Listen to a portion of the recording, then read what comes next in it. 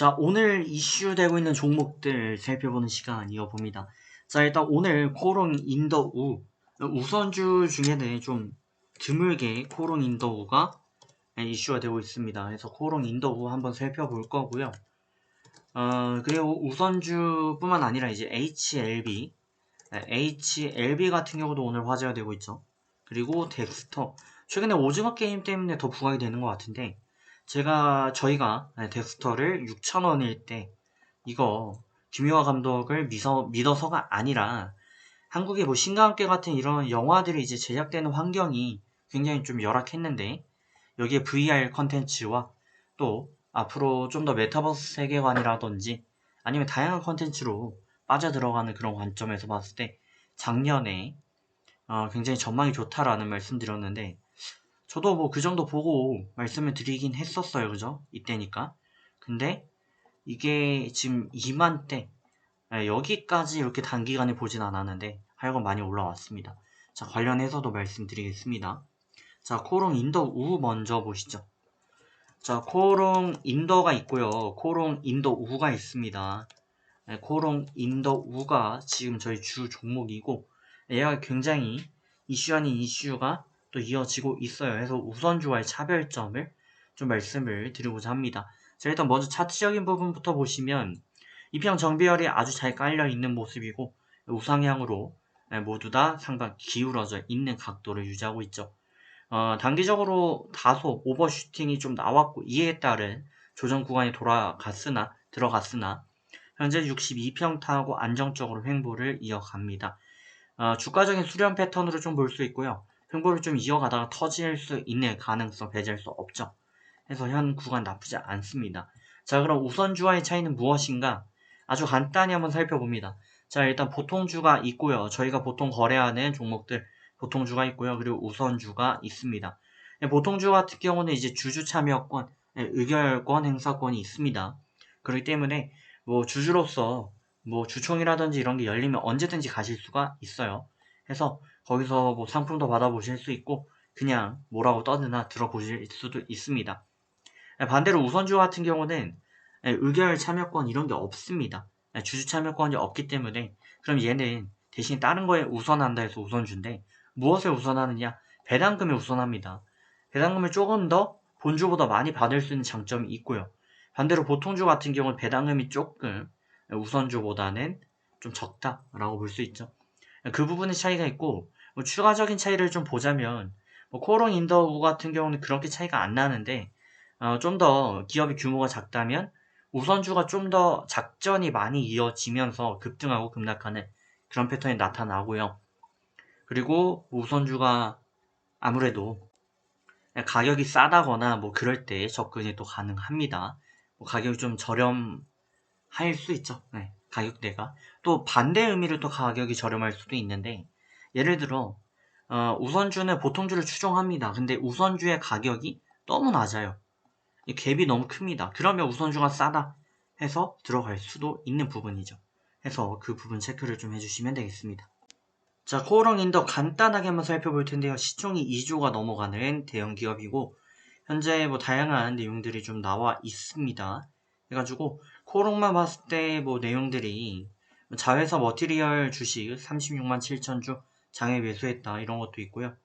뭐 다양한 내용들이 좀 나와 있는데, 그렇다고 이것 때문에 무조건 지금 갈 거다 하는 그런 당장의 이슈, 그거는 조금 부재합니다. 시간이 좀 해결해 주겠죠. 자, 바로 HLB 넘어갑니다. 자, HLB 바닥권을 좀 형성하는 듯한 모습을 보여주고 있는데, 근데 그렇다고 해서 뭐 안정적으로 62평 라인에 지금 커버링 들어가는 모습은 아닙니다. 하지만 그럼에도 불구하고 62평과 11선이 지금 골든크로스 구간에 돌입해 있고, 주가로만 봤을 때는 45,000 라인이 지금 지지가 잘 받아지고 있습니다. 흐름이 뭐 나쁘지 않기 때문에 횡보 좀 더 이어지거나 슈팅 기대감을 가져볼 수 있겠는데, 이에 대해서 이전에도 제가 드린 말씀이 있기 때문에 앞으로 어떻게 대응을 좀 이어가면 좋을지 말씀을 좀 드려보겠습니다. 자, 일단 HLB 같은 경우 이제 저희가 좀 시간이 많이 지났는데 6.2만원대 62,000원대 매도 신호를 한번 드린 바가 있었고, 이후에 이제 4만원대까지 들어오면 분할 매수 이런 말씀을 좀 드렸어요. 그래서 일봉 11선이 키 중 하나다. 근데 이게 어제 돌파 마감 나왔고 오늘은 이탈인데 이에 대해서 지금 매수해도 되는지 분할해도 되는지 살펴봅니다. 일단 이슈 먼저 간단히 체크하시죠. 자, 종목명 HLB입니다. HLB 진양곤 회장이 굉장히 유명하시죠. 자, HLB 같은 경우 이제 85년도 처음 설립해서 96년 상장되었고 매출액이 560억입니다.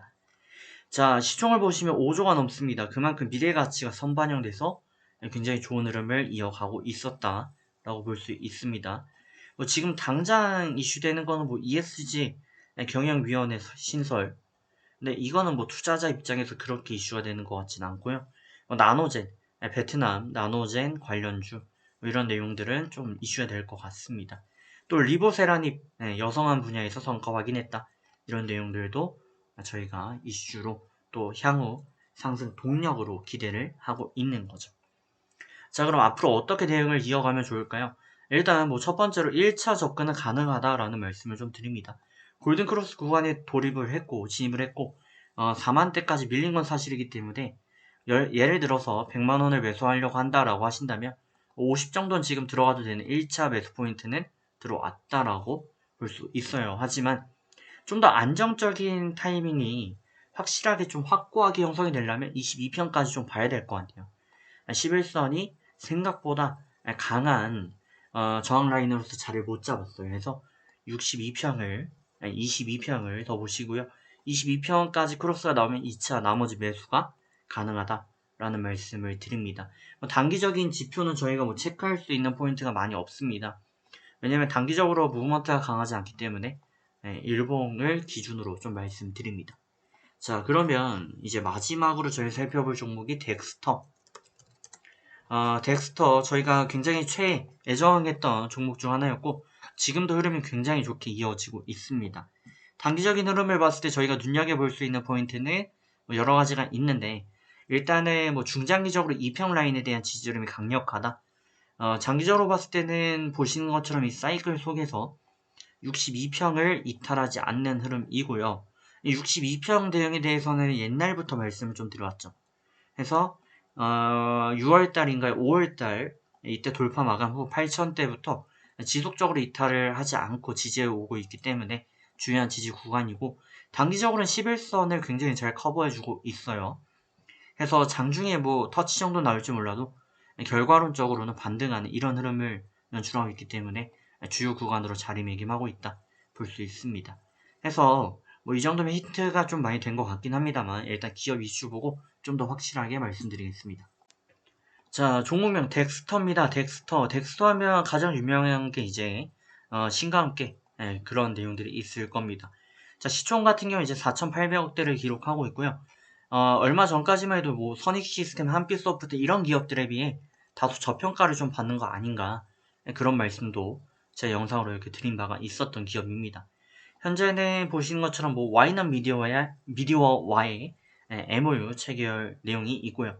또 넷플릭스를 통해서 이제 오징어 게임이 성공하게 되면서 덱스터의 기술력 이런 부분들도 인정을 지금 받고 있습니다. 덱스터가 앞으로 뭐 기대되는 부분이 저희가 많이 있어요. 메타버스 부분도 있고 이렇게 넷플릭스와 관련해가지고도 많은 컨텐츠들 그리고 신과 함께 뭐 이런 부분들 많이 기대가 되고 있습니다. 덱스터가 대단하다라는 이유를 저희가 간략하게 설명하기 위해서 간단한 비교를 좀 드리면은 덱스터가 대단한 이유는 이거죠. 예를 들어서 이전에 디워라는 영화가 있었습니다. 심영래 감독의 디워가 있었는데 굉장히 좋은 작품이고 굉장히 좋은 흥행을 기록했죠. 하지만 이때 당시 관객이 이제 1,000만 명 정도였고요.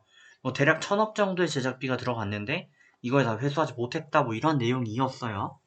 근데 덱스터에서 만들었던 신과 함께 같은 경우는 일단 뭐 여러 가지 과정이 있습니다만 제가 중략해가지고 일부만 말씀드리면 일단 직원들을 상시 고용해가지고 월급을 주면서 이제 운영을 했었다라는 거고 영화를 찍으면서 장비가 동원되는 동안에 1편, 2편을 같이 찍었다 뭐 이런 건데 그러다 보니까 제작비를 한 200억 정도로 굉장히 크게 아낄 수가 있었다.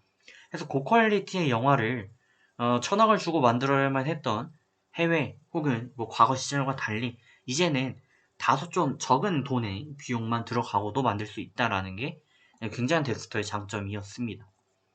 자, 그래서 뭐 현재 훈풍을 타고 있는데 장기적으로 봤을 때는 뭐 계속 들이던 대로 62평을 잡고 가시면 됩니다.